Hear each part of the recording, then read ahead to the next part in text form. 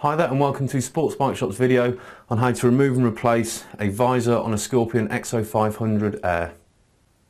So to remove the visor, the first thing we're going to do is open the visor up. And then the mechanism on this is a spring-loaded twist mechanism. So what we're going to do is twist it in the direction of the arrows on there.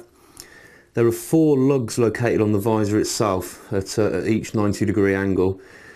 The easiest way to remove it is to remove the ones at the back first and then lift the visor forward, which will release the ones at the front, because there is also a small lug here just above the main pivot point which locates. It's actually larger on the inside than it is the outside, so you can't just pull the visor off, you have to kind of lift it forwards at the same time. So we're going to twist that, hold that still, and then with one finger I'm just going to run my finger along the bottom of the visor, lift the back 2 lugs off first, and just slide the visor forward and out she pops. Do exactly the same on this side. We're going to twist in the direction of the arrows. Going to run the fingers underneath to remove the back lugs and then the front lugs, and that is the visor removed. Now to replace it, I mentioned the small circle above the main pivot point.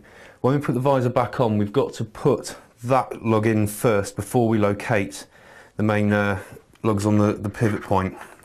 So to do that, we're going to locate that first under here. Obviously this isn't going to match up because we've got the whole visor tilted away from the helmet, but we're going to locate that first and give it a push, and then what we're going to do is basically just manipulate the visor into place and just make sure it clicks in correctly, like so. Again, we'll do the same on this side. So this front lug is going to sit here on this big recess first.